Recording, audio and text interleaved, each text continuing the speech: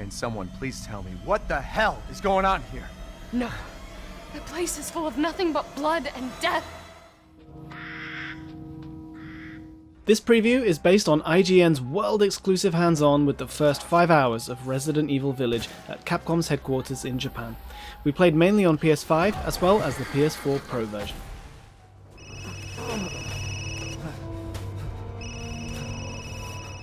Our hands-on with Resident Evil Village starts out quietly.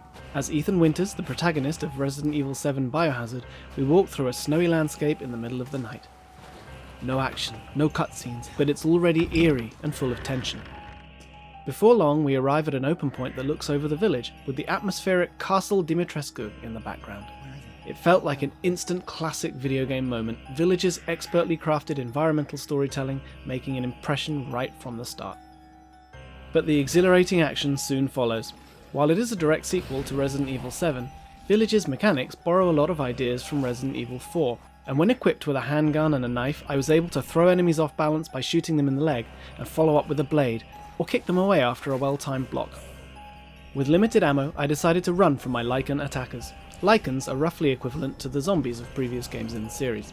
I entered a house and blocked the entrance by throwing a shelf in front of the door, another Resi 4 mechanic. Of course, the next moment a Lycan pried open the door and proceeded to throw me to the floor.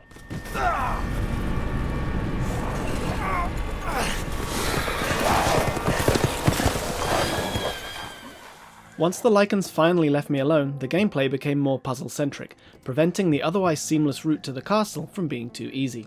Village's early puzzles feel like any classic Resident Evil game, except that here you'll have to interact with the villagers in order to solve them. The village is dotted with small secrets, and there were plenty of directions I could have headed, and I also could have happily spent more time exploring. But Castle Dimitrescu was waiting. After some horrific detours, I finally made it inside the castle, ruled by the internet's favourite 9'6" giantess, Lady Dimitrescu, and her 3 bloodthirsty daughters.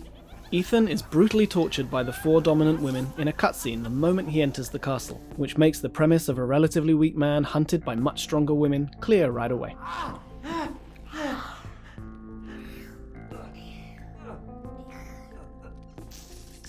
Wherever you go in the castle, Lady Dimitrescu or one of her daughters is always nearby, patrolling the premises in real time. Lady Dimitrescu lets out an elegant laugh whenever she notices Ethan, and seeing her slowly walk towards you leaves a lasting impression.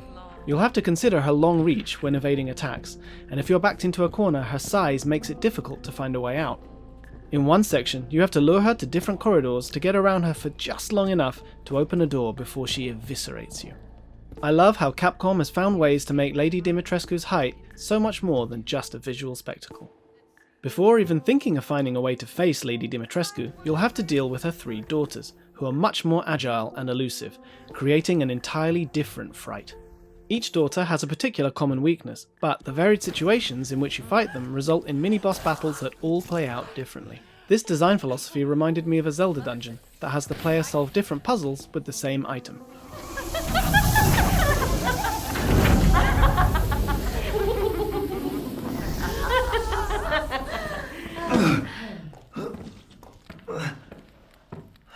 Mother, I bring you fresh prey. By solving puzzles, which are pleasingly old school if not too difficult, I gradually gained more access to different areas of the castle. For just one area in a bigger game, Castle Dimitrescu feels surprisingly expansive, and getting lost was always more fun than frustrating. Evading specific recurring enemies while solving puzzles reminded me of the Baker family in Resident Evil 7. However, with Village's much more over-the-top setting and literally larger-than-life characters, I never had the feeling that I was simply repeating that experience. And Castle Dimitrescu has more to offer than just Lady Dimitrescu and her daughters. Certain parts of this area have you fight against a large number of enemies, resulting in an action-packed experience that felt closer to Resident Evil 4 than to 7. Enemy types vary depending on the location, such as flying creatures in a rooftop area, and I was forced to adapt my playstyle along the way. And don't ask why, but weapon merchant Duke has a convenient room on the first floor. You'll be coming back to Duke to buy ammo and upgrade your weapons again and again, another aspect that feels similar to Resident Evil 4. And I loved his character design. After being relentlessly hounded by Lady Dimitrescu and her daughters, I felt a sense of relief every time I saw his jolly face. Duke proves that there is more to Village's character design than just the super memeable Lady D. While 2005's Resident Evil 4 revitalized both the Resi series and the modern third-person shooter, for some fans the action-packed gameplay was a step away from the survival horror experience they had come to love.